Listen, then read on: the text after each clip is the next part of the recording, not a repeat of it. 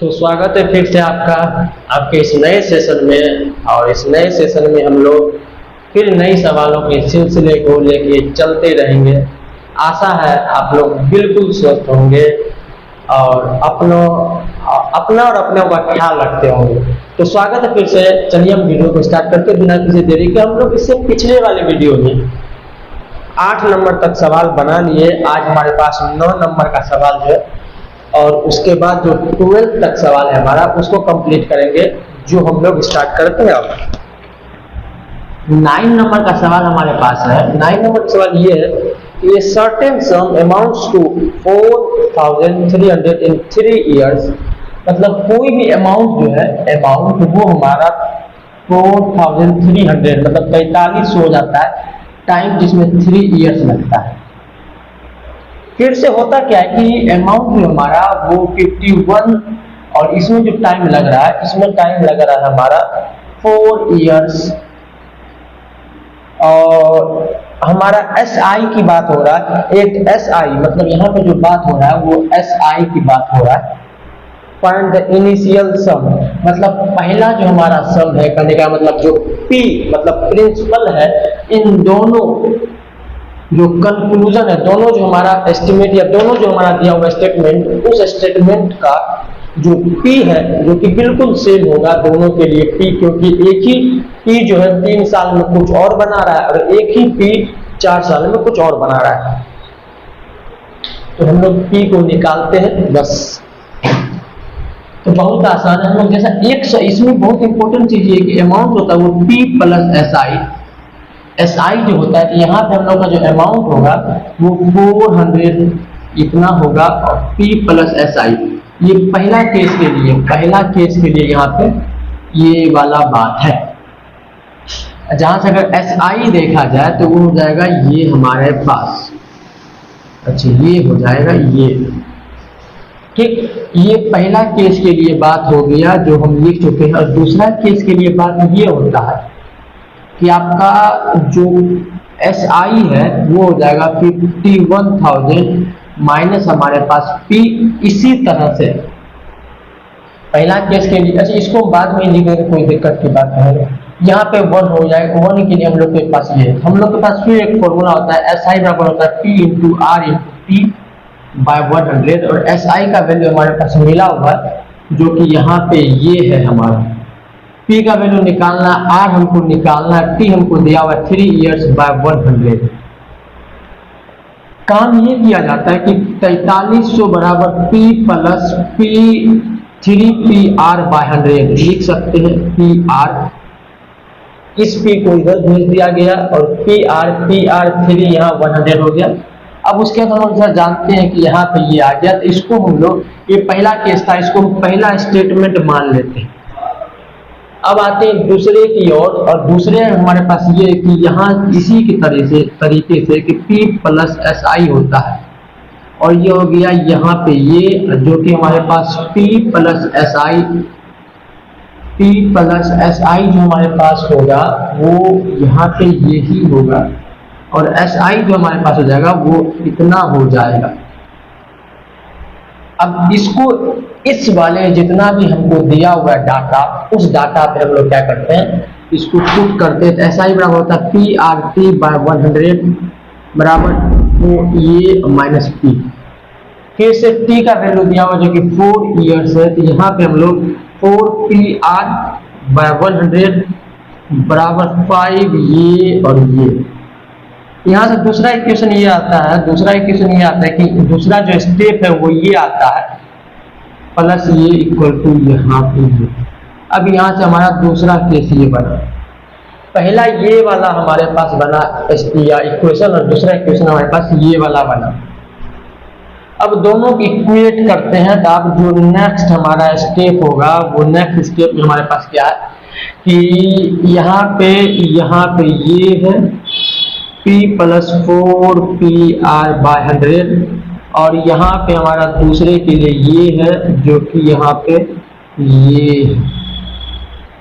काम ये करते हैं कि यहाँ पे हम लोग अगर दोनों इक्वेशन को एक दूसरे से माइनस कर दिया जाए तो जो P वाला पार्ट है वो खत्म हो जाएगा और यहाँ पे एक वेरिएबल अगर खत्म होगा तो ये तो हमारे लिए अच्छी बात है। तो इन सारे सवालों को बनाना इसलिए जरूरी होता है, इसलिए इसमें माइनस किया जा रहा है, क्योंकि एक जो वेरिएबल है जो p है वो खत्म हो जाएगा तो एक नया रिलेशन किसी नए के बीच में आएगा और वहां से हम उस रिलेशन के द्वारा हम नई चीज को फाइंड कर सकते हैं। यहाँ से p खत्म माइनस कर देते हैं, तो माइनस करने के बाद यहाँ पे हो जाएगा 800 बाय हो जाएगा ये खत्म 4pr/100, 4pr/100 में से 3pr/100 चला जाएगा तो यहाँ पे बच जाएगा 1pr/100, 1pr/100। ये हम लोग अपने मर्जी से कर सकते किए हुए हैं, नहीं तो अगर आपको ऐसे करना है एलसीएम लेके तो ये भी यही आएगा। तो बहुत ऐसे आप लोग 8th क्लास में है और आईआईटी फाउंडेशन बना रहे हैं, तो ये सब तो जब यहाँ स्टेप पे हो तभी ऐसा हो जाना चाहिए। इतना छोटा वाली बात है जो हम कर सकते हैं। pr/100 हो जाएगा, pr/100 हो गया यहाँ पे, जो जिसका वैल्यू आ गया 800। अब उसके बाद हम लोग करते क्या है, उसके बाद हम लोग क्या करते हैं कि यहाँ देखिए यहाँ पे ये आ गया। अब यहाँ से एक इसको देखना है, अब इसको देखना है और इसको देखना है, इसको और इसको देखना है। तो यहाँ पे हम लोग देखते हैं नई चीज को, बस वही दोनों को देखना है, उसके अलावा सब चीज भूल जाना है।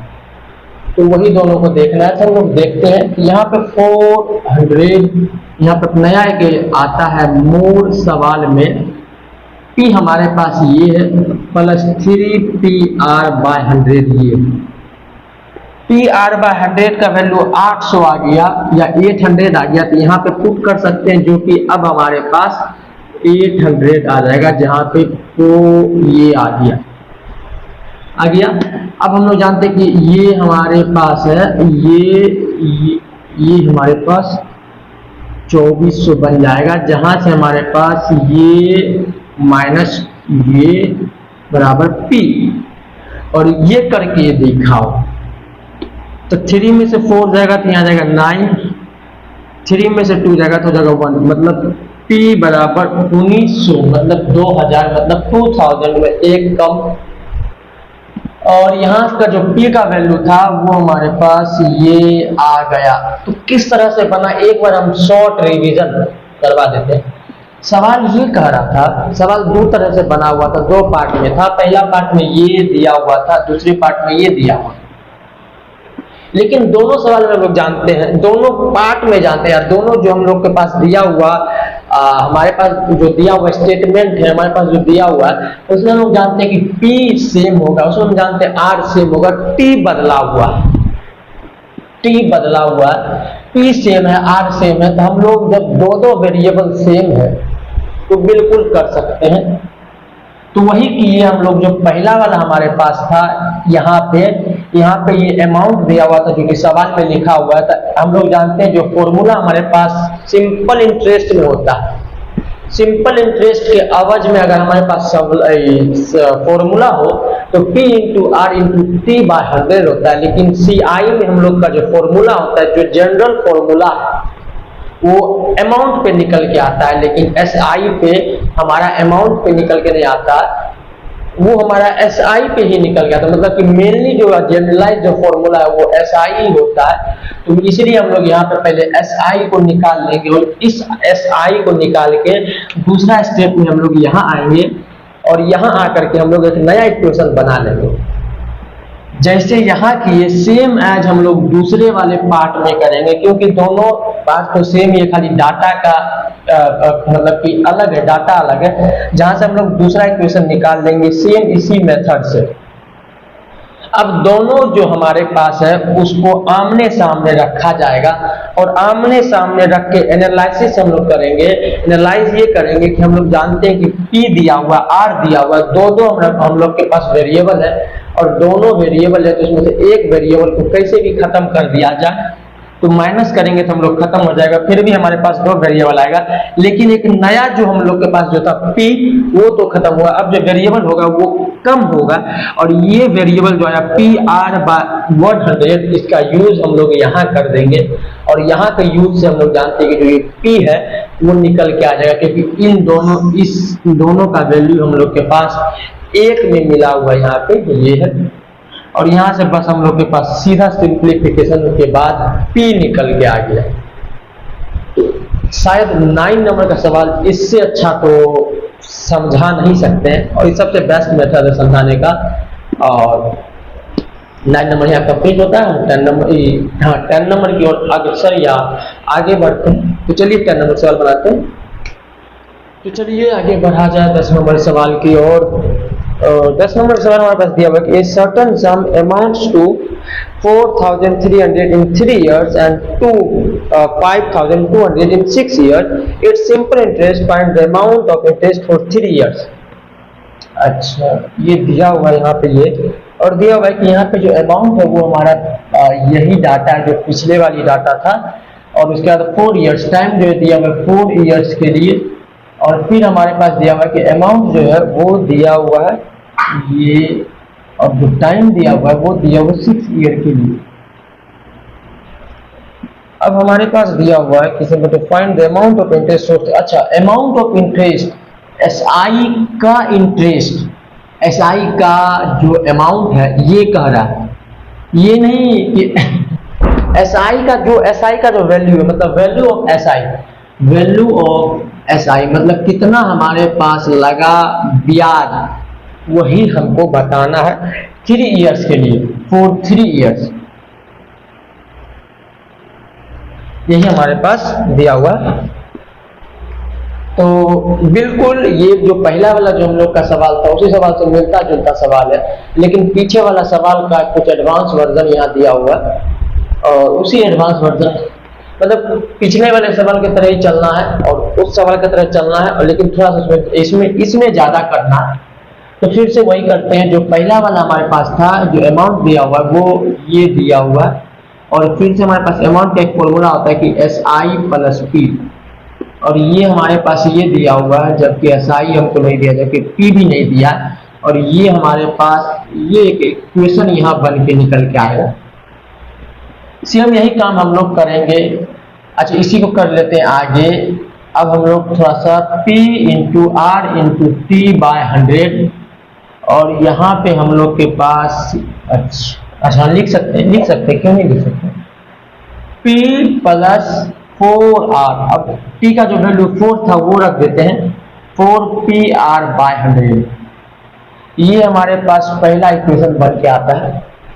दूसरा हम लोग क्या करते हैं, सेम इसी की तरह काम करते हैं, जो कि हमारे पास 5200 अमाउंट जो दिया हुआ है, अमाउंट बराबर फिर से हमारे पास SI प्लस P, अमाउंट हमारे पास ये दिया हुआ है, जबकि SI की वैल्यू ये हमारे पास, अच्छा इसको इधर नहीं भेजना चाहिए था, कोई दिक्कत की बात नहीं है, P को इधर नहीं भेजते तो बाद में इधर करना ही था, PRT/100। अब T की वैल्यू 6 ईयर, जो कि हमारे पास यहाँ पे 6RT/100। अब बिल्कुल पिछली तरह के और से हम दोनों जो इक्वेशन दिया हुआ है उसको इक्वेट करेंगे, मतलब उसमें कुछ तालमेल करेंगे, और बिल्कुल तालमेल उसी के तरफ पीछे की तरह होगा कि हमको माइनस करना है, और माइनस करते हैं यहाँ पे ये P प्लस 4RT, अच्छा RT लिखा रहा है, बताइए बात, ये हो जाएगा PR, ये हो जाएगा हमारे पास PR, और ये हो जाएगा हमारे पास PR। ठीक है, तो वैल्यू दे चुके हैं। यहां से हम लोग को माइनस करेंगे तो हो जाएगा 9, बिल्कुल सिर्फ 9 ही आएगा, 900 इक्वल टू P से P खत्म हो चुका है, यहाँ बचेगा 2PR/100। अब आगे का एक नया मोड़ सवाल में आया। देखिए यहाँ पे 2PR का वैल्यू 900 दिया हुआ है, ध्यान रखना है, 2PR का वैल्यू 900 दिया हुआ है। तो यहीं पे अगर देखा जाए इसमें आगे, तो 4PR का वैल्यू क्या होगा, 4PR का वैल्यू कहने का मतलब इधर भी 2 से इंटू कर देते हैं, और इधर से भी अगर 2 से इंटू कर दिया जाए तो 4PR बन जाएगा, और इसका वैल्यू हमारे पास आ जाएगा 1800। कहने का मतलब जो 4PR यहाँ लिख देते हैं, 4PR/100 का वैल्यू हमारे पास 1800 आएगा। क्योंकि 2pr का वैल्यू हमारे पास 900 आया हुआ है। ठीक, अब यहाँ पे अब आगे ये करना है कि हम लोग को पहला इक्वेशन उठाना है। पहला इक्वेशन में क्या था? पहला इक्वेशन हमारे पास था 4300 equal to p plus 4pr/100 और 4pr/100 का वैल्यू 1800 हम निकाल चुके हैं। तो कहने का मतलब यहाँ पे 1800 आ जाए और यहाँ से p का वैल्यू सीधा आसानी से हम लोग निकाल सकते हैं, जो कि आ जाएगा, अच्छा आ जाएगा क्या चीज, 5 3 में स्टूडेंट, अच्छा ये आएगा, ये आ गया p का वैल्यू। लेकिन बिल्कुल p तो मांगा नहीं है, p मांगा नहीं है, मांगा क्या है? SI की वैल्यू, मतलब SI निकालना है। तो अब p यहाँ दिया हुआ है, हमको निकालना है SI, तो SI निकालते हैं। SI के लिए हमारे पास P into R into T होता है। P दिया हुआ है, R दिया हुआ है, R हमको निकालना पड़ेगा। अब R निकालना पड़ेगा, R, तो R निकालते हैं हम लोग इसी से, यहां से R निकलेगा। पहला इक्वेशन से R निकाल देते हैं, तो पहला इक्वेशन से R निकालते हैं, तो यही दिया हुआ है पहला इक्वेशन में। P हम लोग को दिया हुआ है जो कि 25, अभी यहां से निकाले। इस P को इसमें रखना है ताकि R निकल आए, और प्लस P प्लस हमारे पास 4, P का वैल्यू हम लोग के पास दिया हुआ है ये, और R हम लोग के पास निकालना है जो कि 100 की ओर आएगा। ये हमारे पास ये 2 जीरो से चला गया, जो कि आ जाएगा 4300/2500। अच्छा इसको माइनस कर देते हैं, करना क्या है, 2500 को जाकर माइनस कर देंगे, तो माइनस करने के बाद बचेगा क्या चीज, बचेगा माइनस 8 और 8 यहाँ बचा 3 से 1800, 1800 ही बचेगा। हाँ एक गलती हुआ, सारा सत्यानाश। यहाँ हो जाएगा 100R, मतलब R का जो वैल्यू हो जाएगा वो 18%। यहाँ से 2 जीरो से 2 जीरो कैंसिल, R का वैल्यू 18%। अब हम लोग को निकालना है SI, SI निकालना है। SI के लिए P था जो कि दिया हुआ है यहाँ पे, ये 18 दिया हुआ है ये, और यहाँ पे हम लोग के पास 3 इयर्स के लिए हम लोग के पास कर रहा है SI। यहाँ पे T दिया हुआ है, तो 3 यहाँ बाय 100। कहने का मतलब SI निकालने के लिए PRT की जरूरत पड़ती है, जो कि हमारे पास P निकल चुका है यहाँ और R निकल चुका है यहाँ। T आपको पहले से निकाल के दे दिया गया है सवाल में, तो इसको बस सॉल्व करेंगे तो ये जीरो से ये 2 जीरो का कंप्लीट खत्म हो जाता है। ये 24 को इंटू करना है, तो 25 का स्क्वायर, अच्छा 25 और 24 को हम लोग को, अच्छा 54, 8 या 24 में 18 और इंटू 3 हमारे पास 54 होता है। 54 इंटू 25 ये हो जाएगा 270, हो जाएगा 108 जीरो, अच्छा हाँ यहाँ आ गया 1350, जो कि हमारा आंसर हो जाएगा 10 नंबर के लिए। तो 10 नंबर का सवाल फिर से एक बार हम रिवीजन करवा देते हैं, बहुत आसान है। पहला में जो करना था, जो डाटा दिया हुआ उस डाटा के बेसिस पे हम लोग क्या करते हैं, पहला एक इक्वेशन बना लेते हैं जो कि हम लोग के पास कुछ इस तरह से। दूसरा बार में जो डाटा दिया उस तरह से हम लोग यहाँ पे एक नया इक्वेशन बनाते हैं। दोनों इक्वेशन को आमने सामने झगड़ा करके एक नया इक्वेशन बिल्कुल बनता है, और उससे हम लोग बहुत ज्यादा दिमाग लगा के ये समझते हैं कि 2pr का वैल्यू 900 है। सवाल में 4pr दिया हुआ है और यहां से हमको P निकालना, ये आगे की सोच है, ये आगे की सोच है। 2pr हमको निकल के आ चुका है, लेकिन 4pr निकाल देंगे तो यहाँ वैल्यू रख के P का वैल्यू निकाल देंगे, इसलिए हम लोग सीधा 4pr निकाल करके 1800 कर दिए।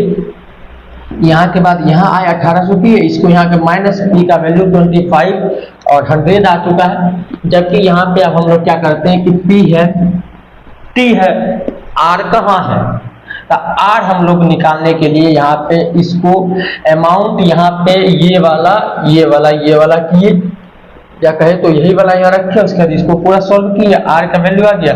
SI की वैल्यू निकालना था, SI निकाल लिए, बस यहाँ पे आ गया 1350 है तो 1350 ओनली 10 नंबर कंप्लीट होता है।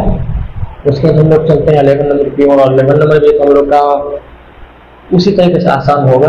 हमें तो खास नहीं मालूम इस बारे में, लेकिन देखते हैं, आगे देखते हैं। अब 11 नंबर का सवाल है और 11 नंबर का सवाल हमारे पास दिया हुआ है कि बैंक ए प्रोवाइड्स लोन एट 5%। कोई बैंक ए है, 11 नंबर का सवाल यहाँ पे जो कि बैंक ए है, जो कि हमारे पास दिया हुआ है कि प्रोवाइड लोन एट 5%, रेट जो दिया हुआ है 5% पर annum and simple interest at simple interest and bank B. अच्छा, बैंक की कमी नहीं है। Provides loan at the same rate for the same period. अच्छा, सेम पीरियड के लिए दिया गया, मतलब जो टाइम यहाँ है वो n है और यहाँ जो टाइम है वो भी n है।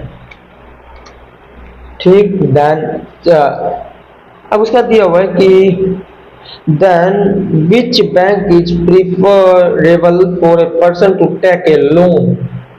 अच्छा, ये बात कहा जा रहा है। इसका जो रेट दिया हुआ है, इसका रेट क्या है? इसका रेट कुछ भी हो। अच्छा, फॉर सेम रेट, रेट भी हमारे पास सेम है और जो ये दिया हुआ ये कंपाउंड है, SI पे दिया हुआ और ये दिया हुआ SI पे दिया हुआ। हाँ। तो कहा जाए कि कौन सा बैंक हमारे लिए सही रहेगा, तो यहाँ पे ये डाटा सब दिया हुआ है दोनों बैंक के लिए, बस यही डाटा है। और P हम लोग कुछ भी मान लेते हैं, P को P ही मान लेंगे तो कोई दिक्कत की बात नहीं। जैसा कि आप लोग जानते हैं कि आप सभी लोग IITian हैं, IITian के लिए ये सवाल देखना भी पाप है, लेकिन देखेंगे, क्योंकि जिस चीज को हम लोग नहीं देखेंगे मुंह दिखाने लायक नहीं बचेंगे। चींटी का कितना, चींटी चाहे कितना भी छोटा हो, वो हाथी को मारने की काबिलियत रखता है। उसी तरीके से ये सवाल भी बहुत छोटा है, लेकिन देखना तो चाहिए, क्योंकि अब ये सवाल जानते हैं हम लोग कि जो लेने वाला है, जो लोन लेने वाला है, उसके लिए सबसे अच्छा होगा कि वो बैंक ए से ले, इसी को प्रीफर करे, इसी को लेने में उससे ज्यादा मिलेगा भलाई, या ज्यादा उसको कंफर्टेबल होगा, या कहे तो उसको कम लोन के दर पे, या कहे तो कम इंटरेस्ट देना पड़ेगा। ये तो हम लोग जानते हैं SI के बारे में कि SI और CI फॉर 1 ईयर, और जो SI फॉर 1 ईयर है वो हमारा बिल्कुल सेम होता है।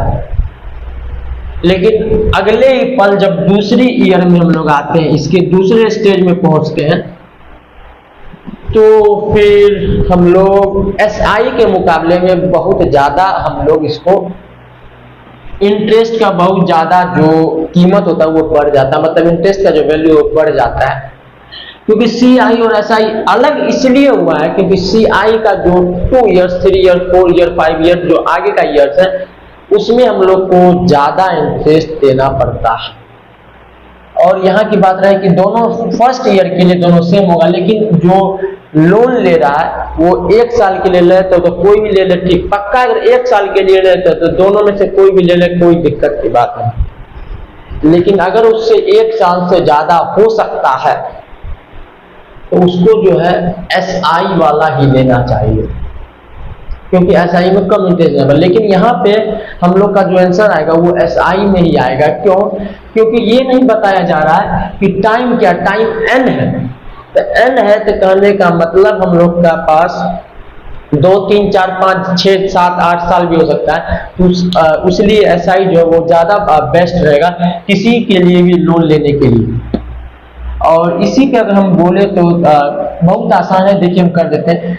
हम अलग से देखते हैं कि P और मतलब SI और CI में इंटरेस्ट का कैसे जो वैल्यू बढ़ जाता है वो देखते हैं। P का वैल्यू हम लोग 100 रखते हैं अपने मर्जी से, R जो हम लोग रखते हैं 2% और 10% रखते हैं, बहुत आसान होगा। T जो है वो 2 ईयर्स के लिए रखते हैं, same as SI and CI। तो SI निकालते हैं, तो SI निकालेंगे तो 100 इंटू 10 इंटू 2/100, जो कि यहाँ से SI की वैल्यू मतलब इंटरेस्ट उसको देना पड़ेगा 20 रुपया। अगर वो 100 रुपया लेता है 10 ईयर के रूप में, 10% के रूप में 2 ईयर के लिए, तो SI हमको ये देना पड़ेगा।